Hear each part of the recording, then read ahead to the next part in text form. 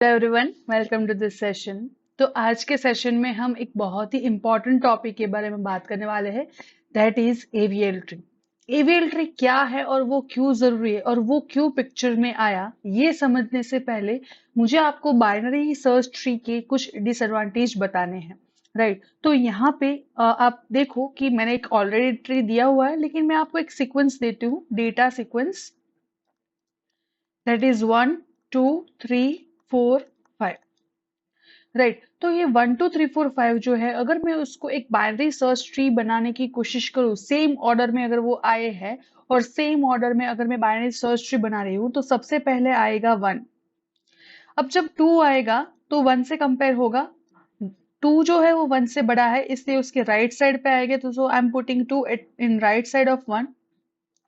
Now when 3 comes, it will be compared with 1. As it is bigger than 1, it will be putting to right side of it, but right side of it is not free. तो यहाँ पे वो again 2 से compare होगा, 2 से भी 3 बड़ा है, इसलिए वो यहाँ पे 3 आएगा। सिमिलर वे जब 4 आएगा तो 4 यहाँ पे आएगा, यानी 5 आएगा, तब 5 यहाँ पे आएगा। तो इन शॉर्ट यहाँ पे जो मैंने सीक्वेंस दी हुई है वो नथिंग बट ये जो ट्री बना उसको दिखाया हुआ है। अब आप सोचिए कि मैं आपको एक एरे देती हूं, तो यहाँ पे instead of this I am going to give you one array, और उस एरे में नंबर्स है 1 2 3 4 and 5, and I want to search for this number 5। Now मैं फर्स्ट से स्टार्ट करूंगी, तो मुझे कितनी नंबर ऑफ कंपैरिजंस चाहिए लीनियर सर्च के लिए। लीनियर सर्च क्या है, एक के बाद एक में सर्च करती जा रही हूँ इन सीक्वेंस। तो सबसे पहले मैं 1 से कंपेयर करूंगी, 5 नहीं है, फिर 2 से कंपेयर करूंगी, 5 नहीं है, 3 से कंपेयर करूंगी, 5 नहीं है, 4 से कंपेयर करूंगी, 5 नहीं है, 5 से कंपेयर करूंगी, वो 5 निकलेगा, तो मुझे 5 यहाँ पे मिल गया। मैंने 5 को सर्च किया, मुझे नंबर ऑफ कंपेरिजंस चाहिए 5। सिमिलर वे, अगर मेरे पास एक एरे है जिसकी साइज है n, उसमें n एलिमेंट है और मैं लास्ट एलिमेंट को सर्च कर रही हूँ, और मैं कोई अनसक्सेसफुल सर्च कर रही हूँ, मतलब कि जो एलिमेंट इसमें प्रेजेंट नहीं है वही सर्च कर रही हूँ, तो ये एरे सॉर्टेड अगर है तो यहाँ पे मुझे n कंपेरिजंस चाहिए होगी। राइट, अगर एलिमेंट प्रेजेंट है तो।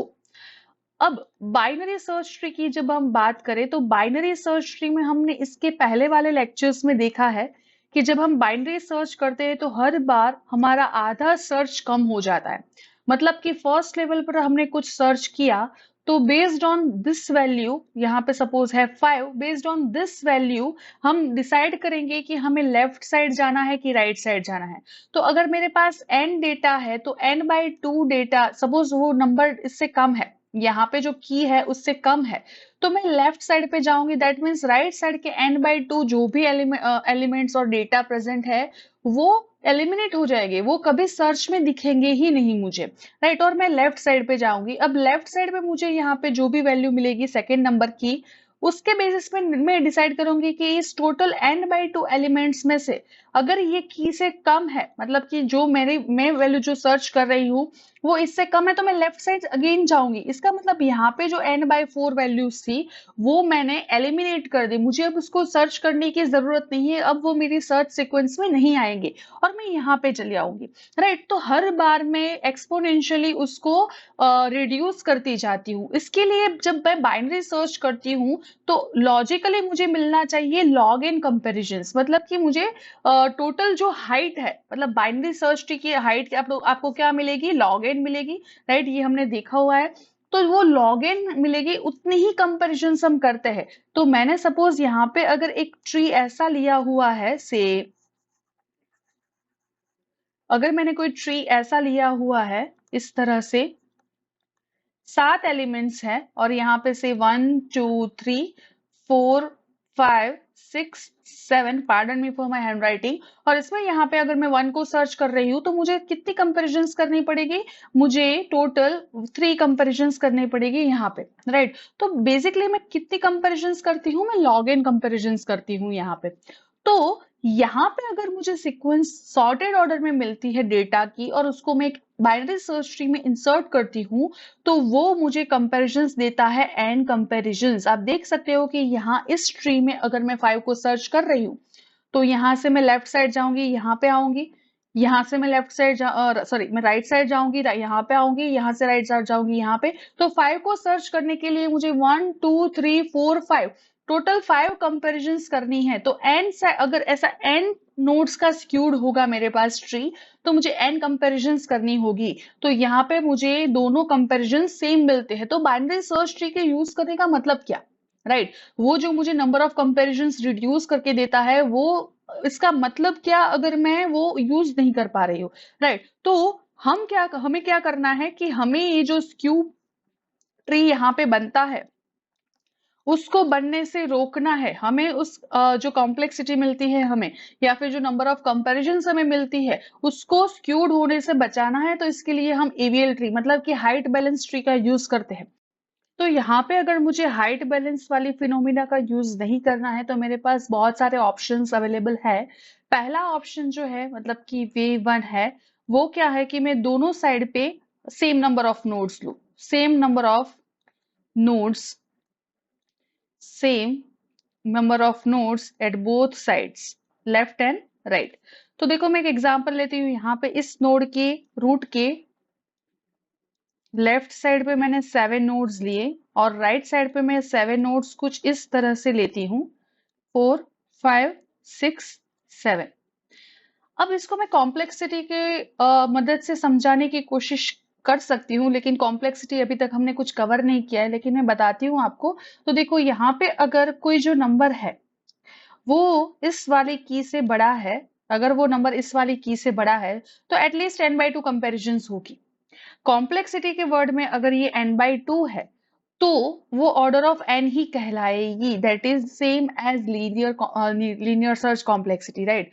तो कॉम्प्लेक्सिटी को अगर ध्यान में ना रखे तो आप बोल सकते हो कि यहाँ पे एटलीस्ट n/2 मतलब कि एग्जैक्टली लीनियर सर्च जितना नहीं मिलता कंपेरिजन, लेकिन मोस्ट ऑफ द टाइम उससे लाइक बहुत ही नजदीक मिलेगा मुझे, राइट। तो यहाँ पे वर्स्ट केस अगर हो सकता है तो ये वे है वो फ्लॉप वे है, ये वे हम नहीं कर सकते। तो दूसरा क्या वे है, दूसरा वे ये है कि हम दोनों साइड पे सेम नंबर ऑफ नोड्स ले और दोनों साइड पे मतलब हाइट भी सेम हो, राइट। तो वे टू मेरे पास क्या है कि दोनों साइड पे सेम नंबर ऑफ नोड है और हाइट भी सेम है। तो यहाँ पे अगर मैं दोनों साइड पे सेम नंबर ऑफ नोड लू, तो देखो 1 2 3 4 5 6 7 एंड 1 2 3 4 5 6 एंड 7 नोट्स। तो यहाँ पे भी वो वर्स्ट केस अगर हो रहा है, राइट, और लेफ्ट में जाएंगे तो राइट में जाएंगे तो ये वे भी फ्लॉप है। दूसरा और कोई वे निकाल सकते हैं हम, एक वे और निकाल सकते हैं कि ये जो चीज हम अभी रूट नोड के बारे में बोल रहे हैं वो सभी नोड के लिए एप्लीकेबल हो। लेकिन अगर मैं सभी नोड के लिए वो एप्लीकेबल करूं, मतलब कि सभी नोड की लेफ्ट एंड राइट साइड पे सेम नंबर ऑफ नोड है, सेम हाइट होनी चाहिए, तो वो मुझे हमेशा एक परफेक्ट बाइनरी ट्री देगा। और हमेशा परफेक्ट बाइनरी ट्री होना जरूरी नहीं है। तो मतलब जो मैं यहाँ पे कर रही हूँ वो एक फ्लॉप सिनारियो है। तो मैंने ऑलरेडी टाइप्स वाले वीडियो में कवर करके रखा है कि आप इस हाइट बैलेंस ट्री, कोई भी ट्री हाइट बैलेंस ट्री है कि नहीं, वो आप कैसे चेक कर सकते हो। तो सपोज मैं एक यहाँ पे ट्री ड्रॉ कर रही हूँ, राइट। तो ये एक ट्री है, रूट है, और रूट के एक साइड पे ऐसे नोड्स है और एक साइड पे कुछ इस तरह से नोड्स है। और यहाँ पे मैं इस तरह से नोड को बना रही हूँ और इसमें नंबरिंग भी दे देती हूँ 1 2 3 4 यानी यहाँ पे 5 एंड देन यहाँ पे 6 एंड यहाँ पे 7 नोड्स, राइट। तो देखो यहाँ पे अगर मैं कैलकुलेट करूँ बैलेंस फैक्टर, ये बैलेंस फैक्टर क्या है? Balance factor is nothing but the difference between height of left side minus height of right side. अगर आप चाहे तो right side minus left side भी कर सकते हो, उससे कोई प्रॉब्लम नहीं होगा। पर जो भी आप टर्मिनोलॉजी यूज करो वो मेक श्योर कि इक्वल हो हर एक नोड के लिए। अगर आप लेफ्ट माइनस राइट कर रहे हो तो हर एक नोड के लिए लेफ्ट माइनस राइट करो, अगर आप राइट माइनस लेफ्ट कर रहे हो तो हर एक नोड के लिए राइट माइनस लेफ्ट करो। तो यहाँ पे अगर मैं इस बैलेंस फैक्टर को हर एक नोड के लिए कैलकुलेट करूँ तो लीफ नोड के लिए वो 0 माइनस 0 होगा, तो सारे के सारे लीफ नोड के लिए वो सेम हो जाएगा। अगर मैं इस 4 नोड की बात करूं तो ये होगा 1 माइनस, मतलब उसकी लेफ्ट साइड पे 1 हाइट है, राइट साइड पे 0 हाइट है, तो 1 माइनस 0 दैट इज 1। यहाँ पे अगर मैं कैलकुलेट करूं 7 1 माइनस 0 दैट इज 1। यहाँ पे अगर मैं कैलकुलेट करूं तो 1 माइनस 2 दैट इज -1। और यहाँ पे अगर कैलकुलेट करूं तो 3 माइनस 2 दैट इज 1। राइट। तो आप देख सकते हो कि कहीं पे भी किसी भी नोड के लिए यहाँ पे हाइट बैलेंस फैक्टर जो है वो 1 से ज्यादा नहीं है। तो ये जो ट्री है उसको हम एवीएल ट्री बोल सकते हैं, मतलब कि हाइट बैलेंस ट्री बोल सकते हैं। लेकिन अगर मैंने यहाँ पे एक नोड ऐड कर दिया, राइट से मैंने नोड ऐड किया है, ये सपोज 8 है और यहाँ पे मैंने 7 ऐड किया है। तो अगर मैंने यहाँ पे एक नोड ऐड कर दिया तो सारे के सारे लीफ के हाइट बैलेंस फैक्टर है, सारे के सारे नोड के हाइट बैलेंस फैक्टर है, वो चेंज हो जाएंगे यहाँ पे। और मैं दिखाती हूँ कि वो क्या होंगे चेंज होके। तो यहाँ तो लीफ के लिए 0 0 0 हो जाएगा, यहाँ पे 1 -2 दैट इज -1 होगा, यहाँ पे क्या होगा दैट इज 0 -1 दैट इज -1। और ये 8 के लिए 8 की लेफ्ट साइड पे दो हाइट है, राइट, ये एंड ये दो हाइट है, एंड राइट साइड 0 है, तो यहाँ पे मुझे 2 मिलेगा। और यहाँ पे अगर देखो तो ये एक्चुअली 3 -3 दैट इज 0। तो यहाँ एक नोड, ये 8 नोड पे मुझे बैलेंस फैक्टर 2 मिल रहा है, इसलिए ये जो ट्री है वो एवीएल ट्री नहीं है। तो अगर कोई भी ट्री एवीएल ट्री नहीं है तो आप उसको एवीएल ट्री कैसे बना सकते हो, आप एवीएल ट्री को कैसे कंस्ट्रक्ट करते हो। इसके लिए 4 टाइप के रोटेशंस होते हैं। तो यहाँ पे एवीएल ट्री रोटेशंस मैंने लिखा हुआ है। 4 टाइप के रोटेशंस होते हैं। एल एल रोटेशन, दूसरा है एल आर रोटेशन, तीसरा है R L rotation, and last is R R rotation. ये रोटेशन क्या है, हम कैसे परफॉर्म करेंगे, ये सारी चीज मैं आपको दिखाती हूँ नेक्स्ट स्लाइड में। तो यहाँ पे ये एविल में ट्री में हम एल एल रोटेशन से स्टार्ट करेंगे कि what is L L rotation in AVL tree, right. AVL tree के लिए आप एक बात समझ लो कि एवीएल ट्री जो है वो बाइनरी सर्च ट्री तो है ही है, लेकिन उसमें हम बैलेंस फैक्टर भी चेक करते हैं, राइट, बैलेंस फैक्टर भी हम चेक करते हैं। तो वो बाइनरी सर्च ट्री की भी सारी प्रॉपर्टी है उसमें, और बैलेंस फैक्टर की भी प्रॉपर्टी चेक करते हैं, तब जाके वो एवीएल ट्री बनता है। मेक श्योर कि आप ये ना भूले कि एवीएल ट्री भी एक बाइनरी सर्च ट्री ही है। अब हम देखते हैं कि एलएल रोटेशन क्या है। सपोज मैं आपको एक सीक्वेंस देती हूँ 1 से 5 4 3 2 1। आपको इसमें से एक एवीएल ट्री बनाना है। तो एवीएल ट्री बनाने के लिए आप जो इंसर्शन करते हैं वो बीएसटी की तरह ही होगा, लेकिन जहां पे इम्बैलेंस क्रिएट होगा वहां पे मैं रोटेशन लगाऊंगी और इसके बेसिस पे ही इस रोटेशन के नाम पड़े हैं। तो सबसे पहले आया 5, यहाँ 5 का बैलेंस फैक्टर हो गया 0, तो इससे कोई इश्यू नहीं है, हमने 5 को बीएसटी में इंसर्ट कर दिया। अब आएगा 4, तो 5 ऑलरेडी है और 4 आया, 4 इज लेसर देन 5, तो 4 को मैं यहाँ पे इंसर्ट करूंगी। अब जैसे ही मैंने 4 को इंसर्ट करा ट्री की हाइट में डिफरेंस हुआ, इसकी वजह से बैलेंस फैक्टर भी बदला जाएगा। तो यहाँ पे 4 का बैलेंस फैक्टर हो जाएगा 0 और 5 का हो जाएगा 1 -0 दैट इज 1। अब ऑलरेडी ट्री में 5 एंड 4 है, और अगर वो 3 आएगा तो 3 यहाँ पे आएगा, B as per the BST insertion वो यहाँ पे इंसर्ट होगा। तो बैलेंस फैक्टर हमें मिलेगा 0, यहाँ पे मिलेगा 1, यहाँ पे मिलेगा 2।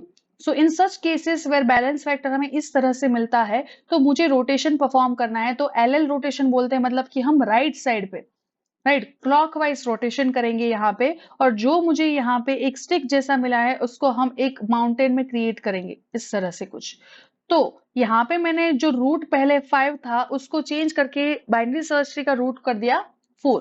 इसकी वजह से मेरा बैलेंस वेक्टर अगेन चेंज होगा क्योंकि हाइट में डिफरेंस आया, तो ये बैलेंस वेक्टर मुझे कुछ कुछ इस तरह से मिलेगा, राइट। तो यहाँ पे इस ट्री को मैंने कन्वर्ट किया है यहाँ पे। ये मैंने किस बेसिस पे कन्वर्ट किया, जब वहां पे हाइट डिफरेंस 2 आ रहा था, यहाँ पे हाइट डिफरेंस 2 आ रहा था, तो मैंने देखा कि इस नोड पे जो वेट है वो कहाँ से आता है, वो लेंथ वाला वेट है वो उसके लेफ्ट साइड से आता है, और इसके लेफ्ट साइड, इस नोड के लेफ्ट साइड से वो ज्यादा आता है, तो इसको हम एल एल रोटेशन बोलते हैं।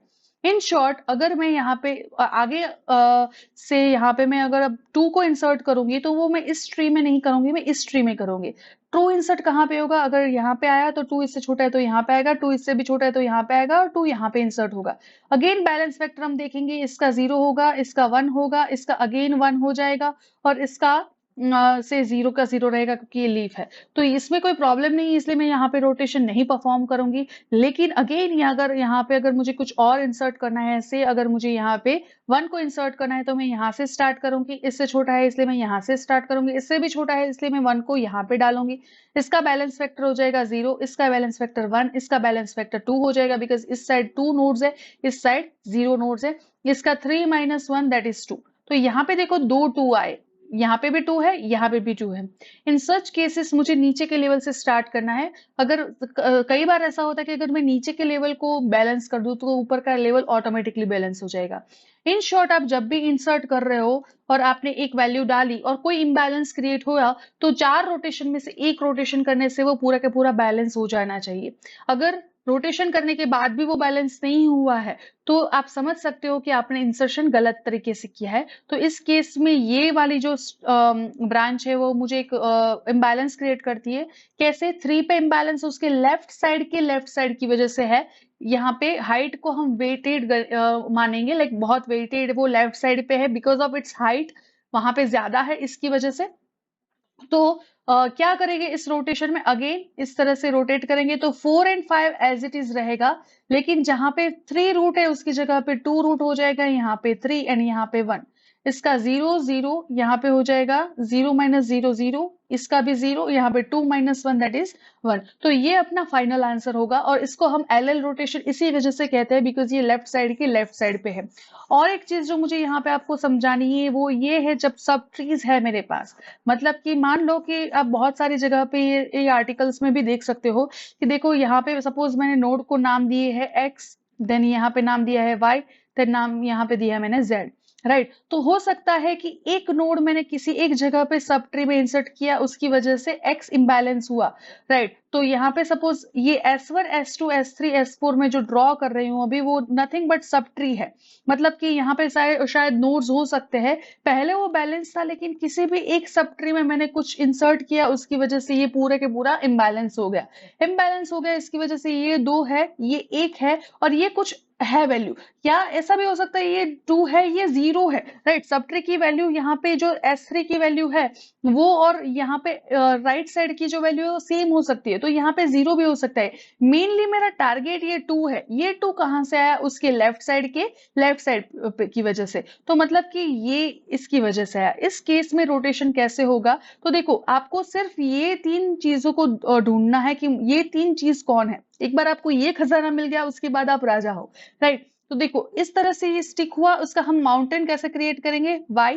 देखो वाई जो है उसके लेफ्ट साइड पे Z पूरा है। S1 S2 भी S1 S2 में जो भी नोड्स होंगे, सब ट्री के अंदर जो भी नोड्स होंगे, वो Y से कम ही होने वाले हैं, राइट। तो मैं Z को यहाँ पे डालती हूँ, क्योंकि माइनस सर्च ट्री की प्रॉपर्टी तो सेटिस्फाई होनी ही चाहिए, और X जो है वो Y से बड़ा है, इसलिए उसको यहाँ पे डालती हूँ।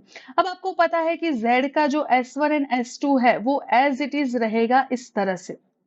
क्यों? क्योंकि वो y से कम है, इसलिए वो y के लेफ्ट साइड पे ही आना चाहिए। अब आपको पता है कि x का जो S4 है वो भी यहाँ पे ही ऐसे की ऐसे ही रहेगा, लेकिन ये जो S3 है वो मैं यहाँ पे नहीं कहीं पे लगा सकती, क्योंकि y के राइट में अभी ऑलरेडी x आ गया है। तो ये S3 एग्जैक्टली कहाँ पे आने वाला है? ये S3 यहाँ पे आएगा। इसको पॉइंटर मैनिपुलेशन भी बोलते हैं। यहाँ पे मैं कुछ नहीं कर रही हूँ, लेकिन मैं क्या कर रही हूँ, सबसे पहले मैं x डॉट लेफ्ट में y डॉट राइट को डाल रही हूँ, राइट। मैं x डॉट लेफ्ट में y डॉट राइट को डाल रही हूँ, और उसके बाद मैं बोल रही हूँ कि y dot left is equal to x, right. मैं इस तरह से कुछ कर रही हूँ और कुछ चीज चेंज नहीं हो रही है। तो आप देख सकते हो कि ये जब ट्री मुझे मिलेगा, ये मुझे बैलेंस मिलेगा। आई होप आपने एल रोटेशन को अच्छे से समझा है। अब देखते हैं कि हम ये एल रोटेशन कैसे करते हैं। सो सपोज यहाँ पे मेरी इंसर्शन सीक्वेंस है 3 1 2। सबसे पहले 3 आया, मैंने एज इट इज इंसर्ट कर दिया, इसका बैलेंस फैक्टर 0 है। उसके बाद 1 आया तो वो लेसर देन 3 है, तो मैंने 3 के लेफ्ट साइड पे 1 को रखा, बैलेंस फैक्टर अपडेट होगा, यहाँ पे 1 आ जाएगा।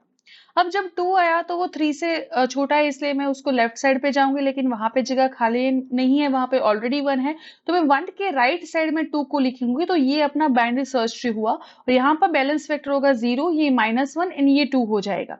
राइट, अब इस केस में आप देख सकते हो कि यहाँ पे भी लेफ्ट सब ट्री और राइट सब ट्री जो रूट का है यहाँ पे, वो आपको 1 से ज्यादा मिल रहा है हाइट डिफरेंस, तो ये एवियल ट्री नहीं है और आपको इसको एवियल ट्री बनाना पड़ेगा।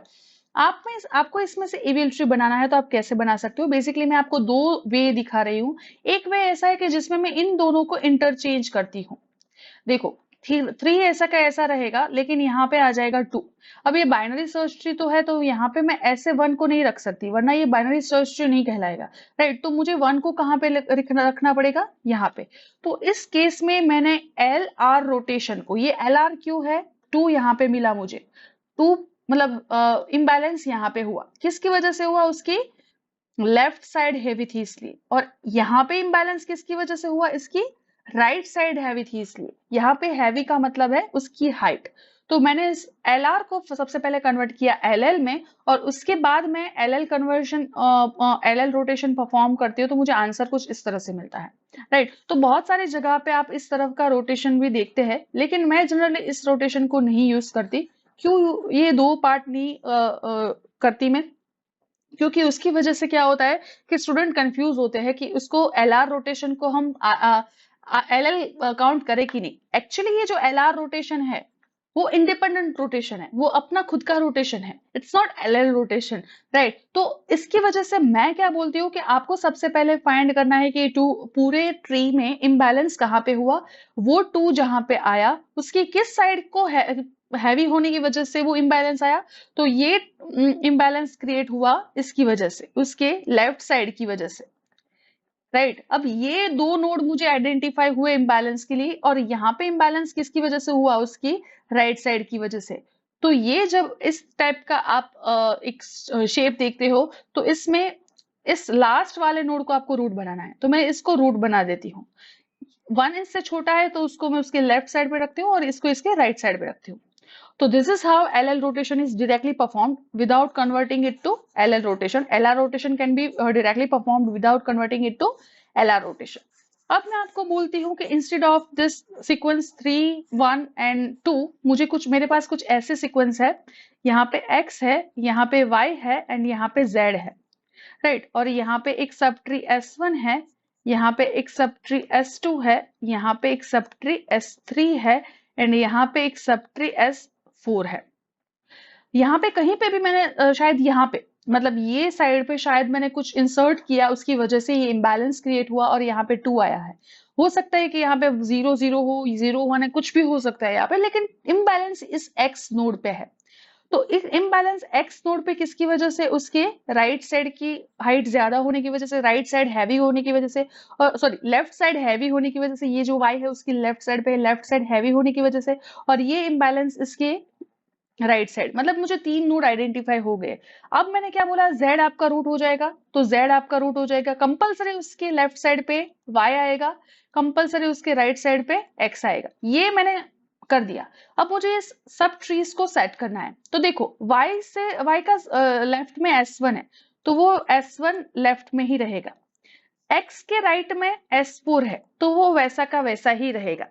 लेकिन Z का जो यहाँ पे रेफरेंसेस है S2 एंड S3 का, कोई नोड्स के एड्रेसेस होंगे Z में, उसके जगह में Y और X रख दिए यहाँ पे। उसके लेफ्ट में मैंने Y रखा है Z के, और Z के राइट में मैंने X रखा है। तो ये S2 कहाँ पे आएगा? देखो, ये S2 जो है वो Z से कम है, तो Z से कम है उसका मतलब वो लेफ्ट साइड पे आएगा, लेकिन लेफ्ट साइड पे ऑलरेडी Y है, तो मैं उसको Y के राइट साइड में लिख सकती हूँ इस तरह से। वैसे भी ये S2 है, आप इसके बेसिस पे देख सकते हो कि वो Y के तो राइट साइड पे ही है, मतलब Y से तो बड़ा ही होगा वो सब। राइट, सिमिलर वे ये S3 है, उसको मैं X के लेफ्ट साइड पे रख सकती हूँ, क्योंकि वो Z से बड़ा है एंड X से छोटा है। X से छोटा है क्योंकि X के लेफ्ट साइड पे है। तो अगर आपको इस तरह से कुछ मिला है कि आप ट्री कंस्ट्रक्ट कर रहे हो और आपको इस तरह से कुछ सीक्वेंस मिले हैं, तो आप सब ट्रीज को कुछ इस तरह से हैंडल कर सकते हो।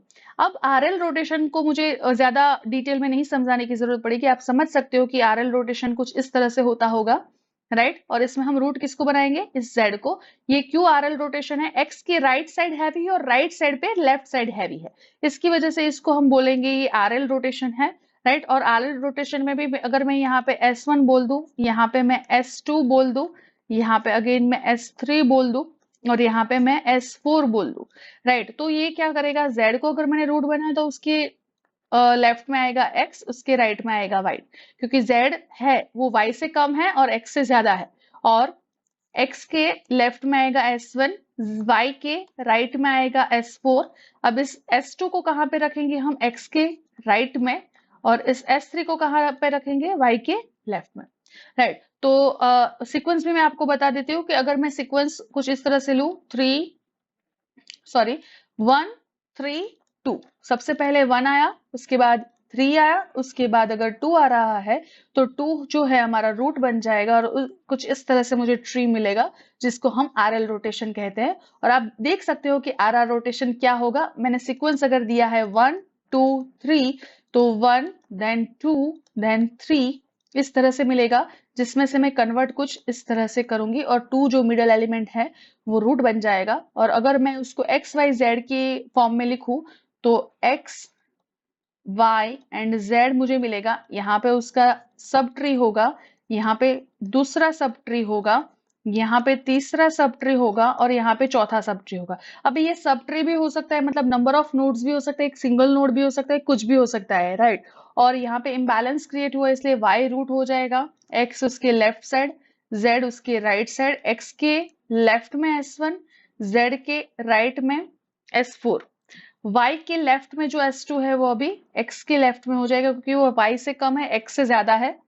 और सिमिलर वे एज z का है वो चेंज नहीं होगा। Right, so this is how you can perform the rotations. अब हम देखते हैं कि आप इंसर्शन सीक्वेंस को जब डालते हो, इंसर्शन करते हो एवीएल ट्री में, तो ये रोटेशंस आप कैसे यूज कर सकते हो। राइट, तो अब हम देखेंगे कि आप इंसर्शन कैसे करोगे। तो मैंने यहाँ पे एक सीक्वेंस दी है, उसको हम एक एवीएल ट्री, उसमें से हम एक एवीएल ट्री बनाएंगे इस नंबर्स को उसमें इंसर्ट करके। तो यहाँ पे मुझे सीक्वेंस में सबसे पहले आता है 25, मैंने 25 को इंसर्ट कर दिया एज इट इज, इसका बैलेंस फैक्टर हो जाएगा 0, तो मैं उसको यहाँ पे नहीं लिख रही हूँ। उसके बाद आएगा 10, 10 इज लेसर देन 25, तो 10 को हम 25 के लेफ्ट में स्टोर करेंगे, बैलेंस फैक्टर हो जाएगा 0, और ये हो जाएगा 1 माइनस 0 दैट इज 1। राइट, अब आएगा 15, तो 15 इज लेसर देन 25 लेकिन इट इज ग्रेटर देन 10, तो यहाँ पे 15 जो है वो यहाँ पे इंसर्ट होगा। अब अगर इसका बैलेंस फैक्टर हम देखें तो ये 0 आएगा, ये -1 आएगा, ये 2 आएगा। कहीं कहीं जगह पे आप देखोगे कि आपको वो याद करवाएंगे कि 2 - 1 0 आए तब भी वो ये रोटेशन कौन सा है, ये यहाँ पे 2 अपीयर हुआ, 2 के लेफ्ट में हैवी है, और ये हैवी किसकी वजह से है, इसके राइट की वजह से, मतलब कि ये LR रोटेशन है। लेकिन कई कई जगह पे वो बोलते हैं कि 2 - 1 0 आए तो उसको LR बोलते हैं, लेकिन ऐसा नहीं होता है। वो 2 - 1 0 हर बार हो ऐसा जरूरी नहीं है, आपको बस हैवी साइड को देखना है। तो ये LR रोटेशन है, आपको पता है कि किसको रूट बनाए, आपको लास्ट वाले को रूट बनाए, दैट इज 15, ये हो जाएगा 10 एंड ये हो जाएगा 25। तो ये आपका नया ट्री हो गया। अब आप जो भी इंसर्शन करोगे वो इस वाले ट्री में करोगे। और अब तक हमने कौन कौन से इंसर्शन किए, 25, 10, 15 को इंसर्ट कर दिया है, अब 17 को इंसर्ट कर रहे हैं।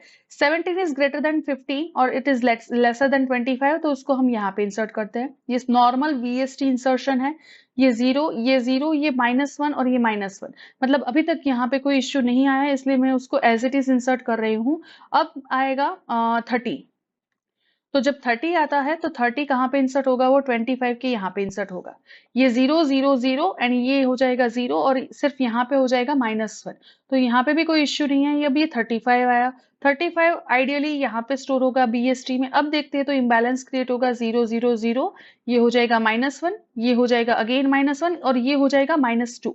राइट, तो देखो -2 -1 एंड देखो -2 कहाँ पे, मतलब कि इम्बैलेंस कहाँ पे क्रिएट हुआ, इम्बैलेंस इस नोड पे क्रिएट हुआ। इस नोड पे किसकी वजह से क्रिएट हुआ, उसके राइट साइड की वजह से क्रिएट हुआ। अब ये राइट साइड पे ये नोड आया, मतलब अभी तक हमने इम्बैलेंस वाले दो नोड को आइडेंटिफाई कर लिया है। अब यहाँ पे इम्बैलेंस इस साइड से, लेफ्ट साइड से हुआ कि राइट साइड से हुआ, राइट साइड से हुआ। क्यों, क्योंकि उसकी राइट साइड हैवी है, वहां पे ज्यादा है हाइट।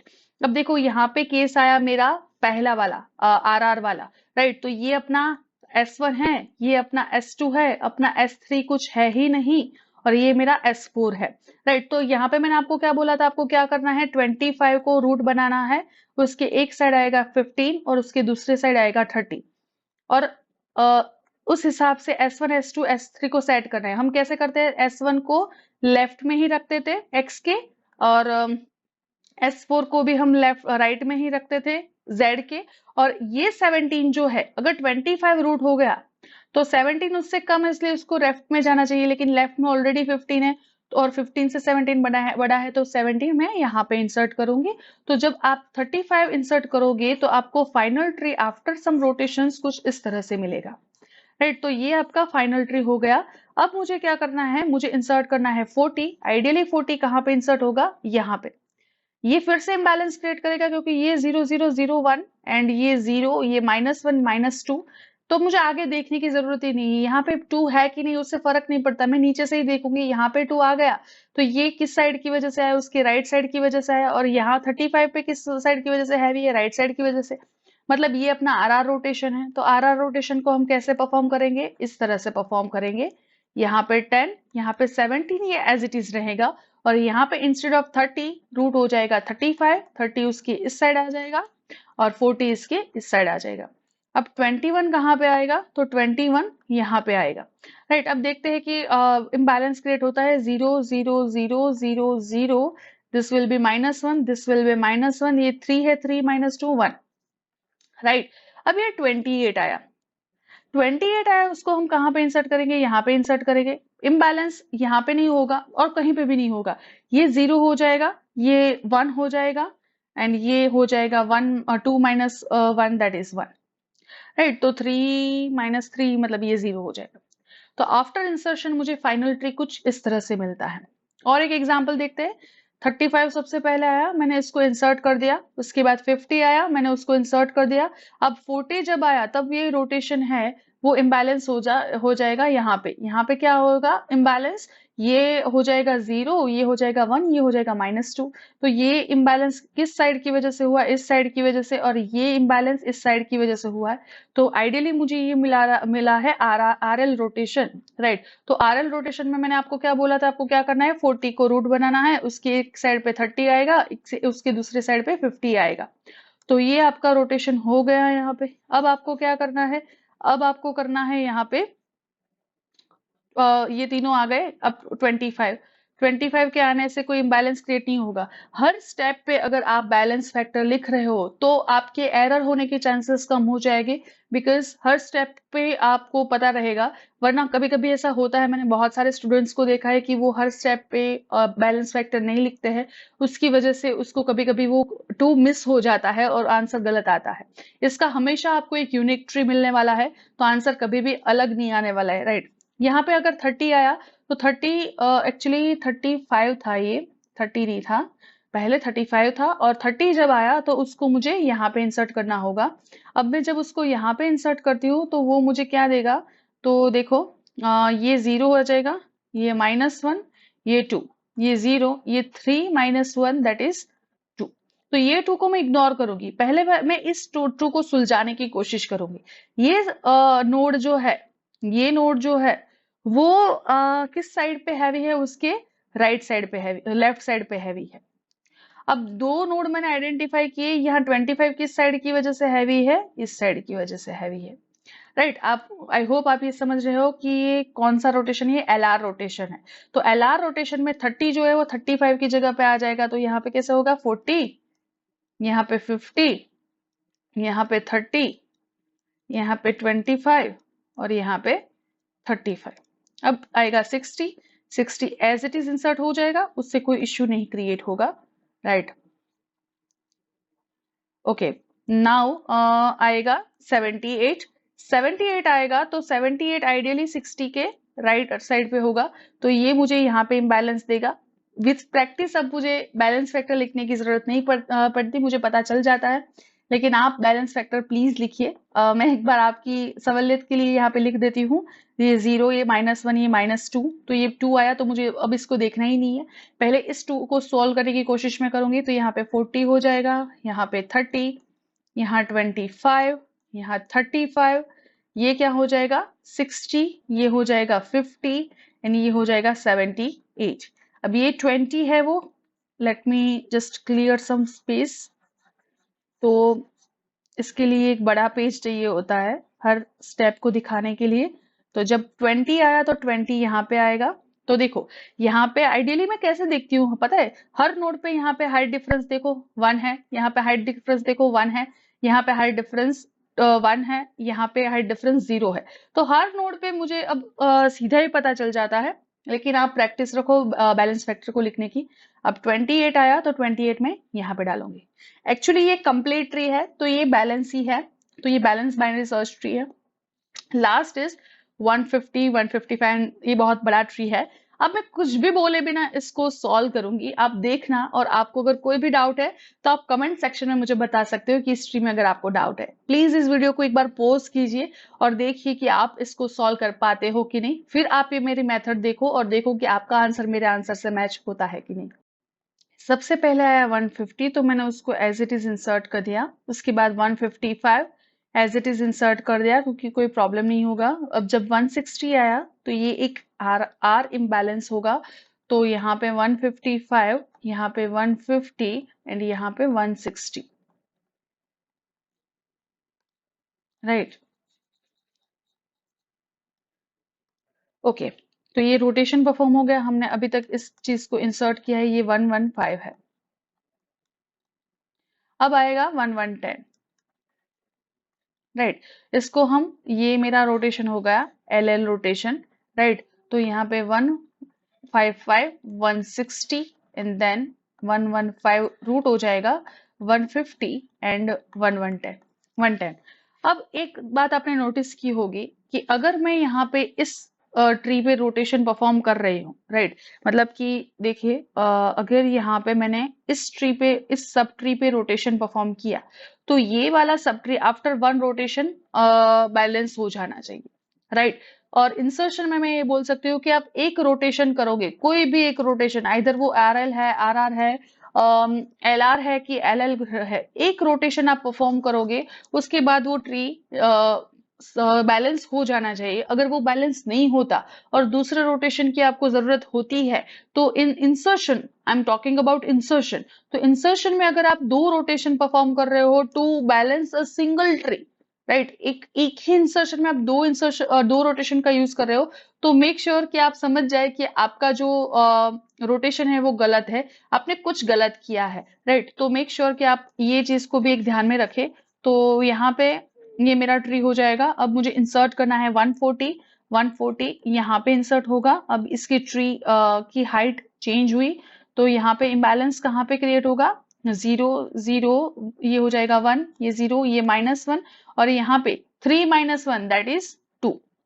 अब देखो ये साइड पे इम्बैलेंस हुआ किस साइड की वजह से, उसकी लेफ्ट साइड की वजह से, मतलब कि मैंने इस नोड को आइडेंटिफाई किया। यहाँ पे इम्बैलेंस उसकी लेफ्ट या राइट से हुआ, उसकी राइट से हुआ, मतलब कि ये राइट से हुआ, मतलब कि ये एल आर रोटेशन है। तो 155 की जगह पे 150 है वो मेरा रूट हो जाएगा, उसकी एक बाजू होगा 155 एंड दूसरी बाजू होगा 115, राइट। यहाँ पे हो जाएगा 160। देखो आप देख सकते हो कि ये मेरा S1 है सब ट्री, ये जो है मेरा S2 है, S3 कुछ नहीं है, यानी ये मेरा S4 है, राइट। इसकी वजह से मैंने वो समझाया था, यहाँ पे आ जाएगा 110।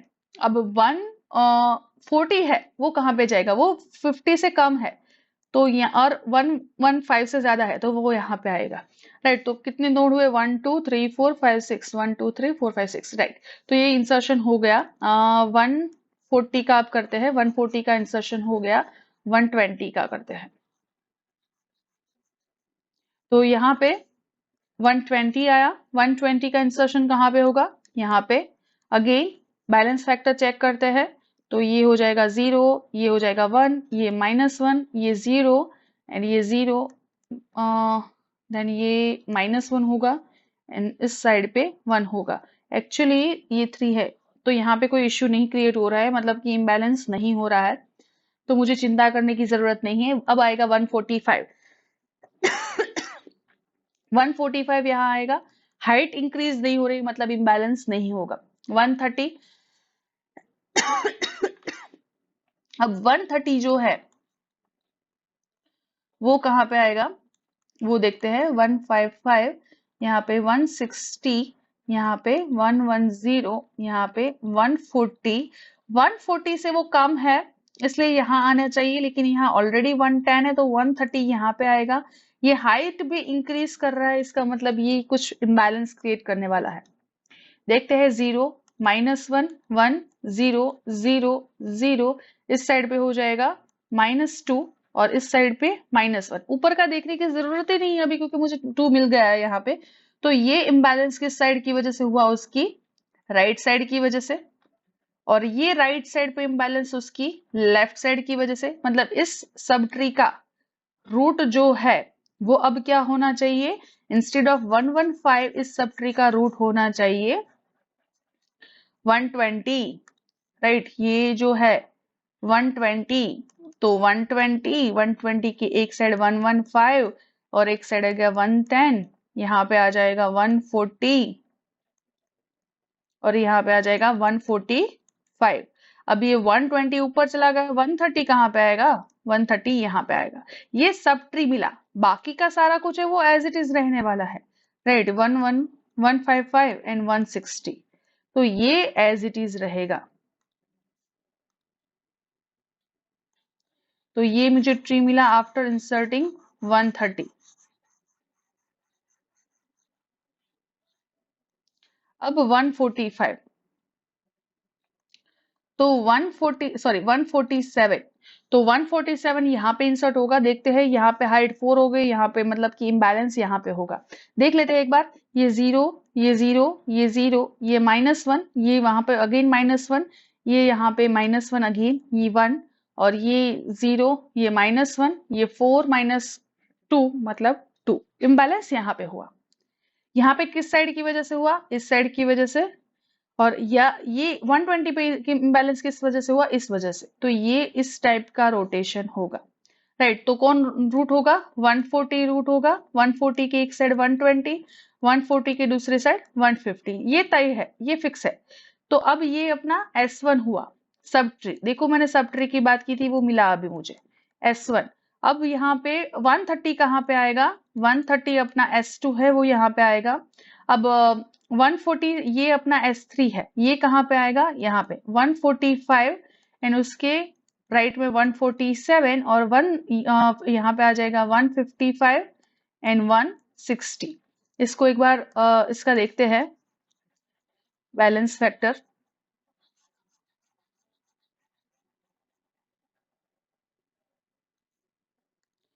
तो ये 0, ये 1, ये 0, ये 1 अगेन, ये 0, 0, ये -1 हो जाएगा, ये भी -1, ये 0 अगेन, यहाँ पे 0। अब 147 एक्चुअली आ गया, ये 147 था। 170 आएगा, तो 170 यहाँ पे इंसर्ट होगा। इससे कोई इम्बैलेंस नहीं क्रिएट होगा। क्यों इम्बैलेंस नहीं होगा देख लेते हैं। तो बैलेंस फैक्टर लिखे हैं 0, 1, ये कोई चेंज नहीं होगा। 0, -1, ये हो जाएगा 0, ये -1।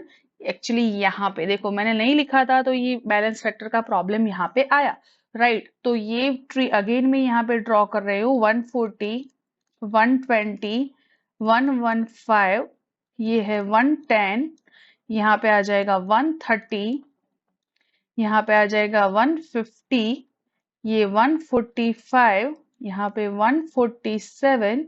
अब ये बैलेंस करना है मुझे, ये मेरा RR रोटेशन है, तो 160 will be root, then 155 is in left side, 170 is in right side, right.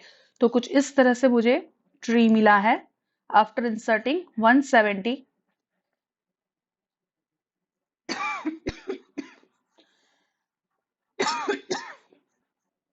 अब मुझे सिर्फ बाकी इंसर्ट करना 180, मैं यहाँ पे कर देती हूँ और बैलेंस फैक्टर लिख देती हूँ 0, 1, 0, 1, 0, -1, 0, 0, -1, -1। ये 2 है, यहाँ पे 3 है तो ये -1, ये 4 है और यहाँ पे 3 है तो ये -1। तो ये अपना फाइनल आंसर है। आई होप आपको इंसर्शन समझ में आ गया है। सो बेसिकली एवीएल का इंसर्शन बीएसटी की तरह ही है, लेकिन हमें बैलेंस फैक्टर को हर बार चेक करना पड़ता है और रिलेटिवली एक्शन परफॉर्म करने होते हैं रोटेशंस के। See you in the next class with deletion of AVL tree. Thank you so much.